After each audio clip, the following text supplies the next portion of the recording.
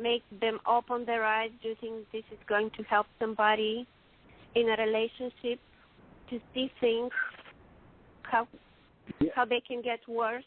Yeah. Yeah. Now, I think this book could actually,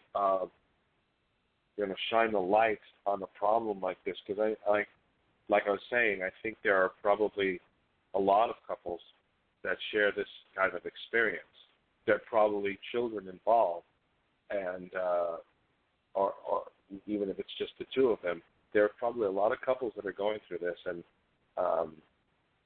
whether it's domestic abuse or there's alcoholic or drinking problems with one or both of them, that can obviously impact. I think people reading this might be able to look themselves in the mirror and say, maybe identify with the characters, like Tom is me, or I'm Nancy, or I'm one of the, I'm the offspring. And when they identify, that's when the book becomes powerful, because you kind of see yourself in that character and go, oh my God, am I doing that? And it could, that could change the way of thinking in their life. Yes. Yeah. So I have this question: What do you do if you find yourself acting in your real life relationship? That's a great question. I try as much as possible to separate, my acting life from my real life. I guess we're all actors in our own right, wherever we are, we kind of put on sometimes we have to put on a happy face when we're really not, or we make things worse when they're really not. We embellish things, I guess all of us do some of that. I try to be as real as possible, and not act at all in my relationships. I try to strip that away, because I try to separate as much as I possibly can my acting life from my real life. The reason why I love acting so much is because I can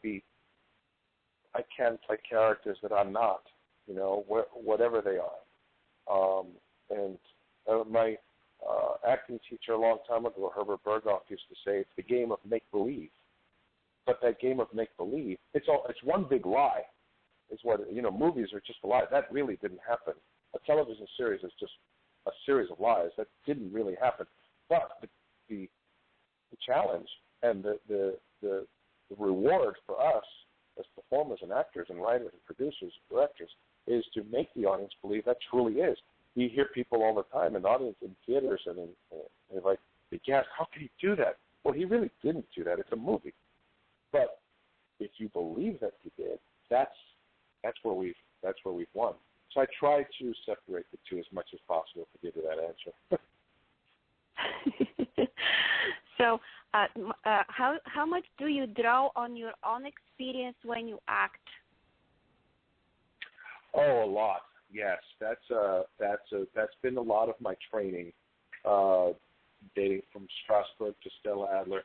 A lot is going to be, we have something called sensory recall and sense memory.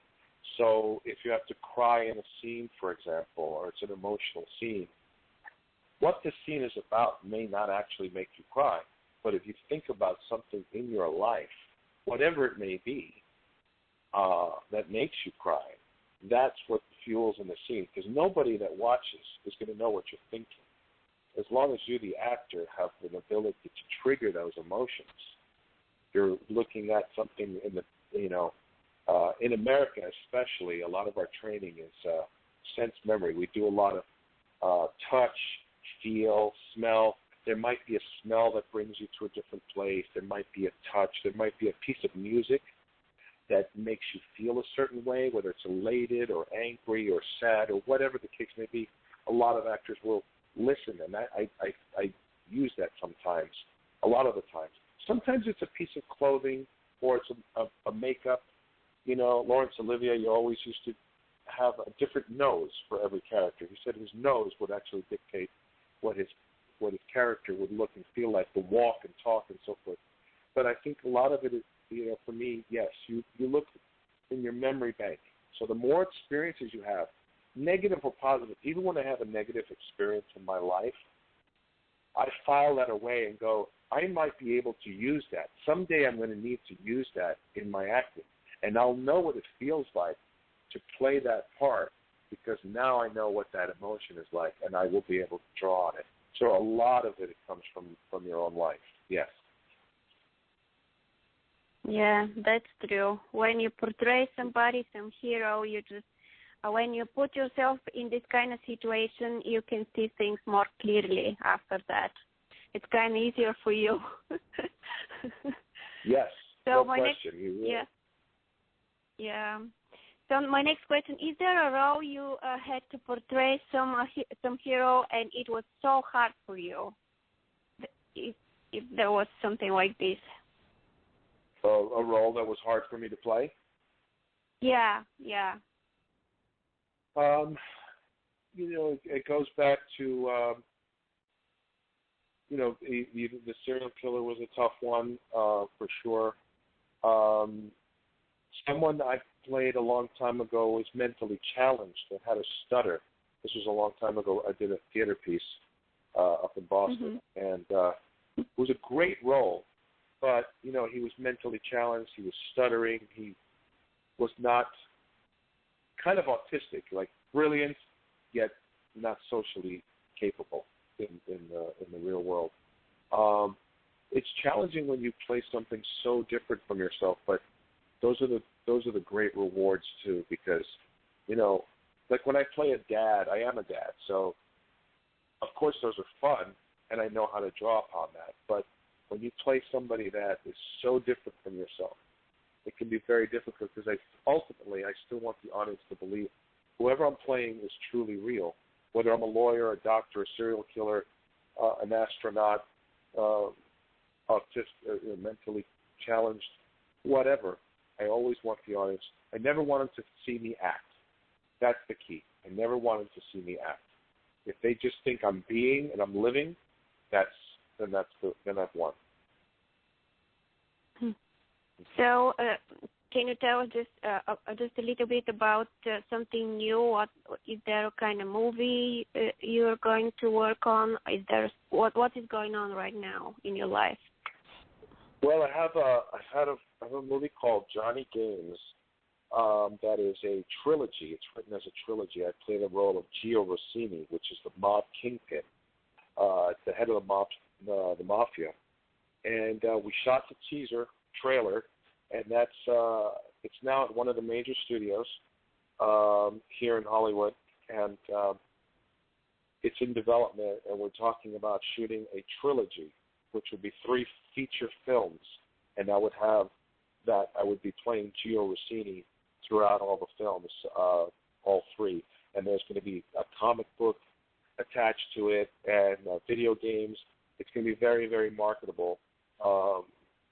I know that it's being talked with one of the major studios, and hopefully we'll find out soon when we have the green light to move forward and shoot. We're just working on budgets and so forth right now, but these things might take time. I mean, Dallas Buyers Club, the film that Matthew McConaughey and Jared Leto just won Academy Awards for, that was in development for 20 years before they got it done. Leonardo DiCaprio had the rights for Wolf of Wall Street for 8 years before Marty Scorsese decided to do that picture. So I think this will definitely come to a fruition. It's a trilogy. It's going to be a phenomenal franchise, and I have one of the lead roles in it, so I'm very excited about that. That should be coming up soon. Is there a work you're most proud of you have done so far? Probably there's a couple of films. I mean, I'm very proud of the work I did in Friends and Enemies. I had the lead role in that. Kind of a baseball player that wants to go back. Had a lot of challenges in that role too. Very emotional towards the end. That was that was at the Montreal Film Festival and so forth. I was really proud of that. There's a film called Jank that I did. That was completely the opposite. Very funny, all very comedic. So I kind of like to play the gamut. So those 2 films, and my role on Mad Men, I really enjoyed working with John Hamm and John Slattery. That was a great experience, as was Marvin when on the Nickelodeon show. It was really a lot of fun. That is my next question. Who is the actor you worked so far with and you enjoyed working with him? I loved working with John Hamm on Mad Men. Very professionally. Lorraine Bracco on Rizzoli and Isles. There was Dean Stockwell in Friends and Enemies. There are quality people, quality actors that very professional and raise your game when you act with really good people. Just like in sports, if you play with people that are better than you, it makes you better. So when you act with people that are obviously talented and know their craft very well, then it raises your game. And those are some of the actors that I work with. There's several others that I want to work with, but those are the ones that stand out in my mind so far. And if people want to learn more about you, is there a website where they can go and read about you, if you can share it with us also? Yes, you can go to www.rogerrignac, that's my name, ROGERRIGNACK.com.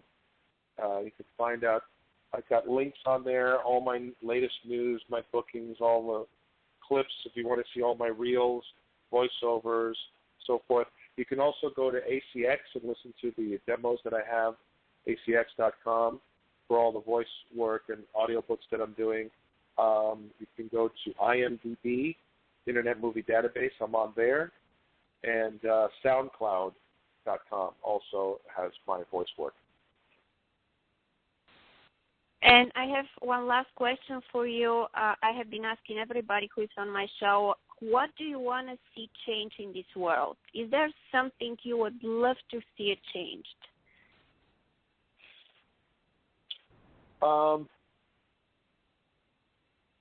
I would say probably it's kind of, maybe it's a little generic, but world peace, I suppose, so we don't have any animosity towards each other and mankind. I think if we have, and I mean world, not just in this country, but if we can trust each other and have world peace, I think it'd be a better place to live instead of having so much tension and animosity.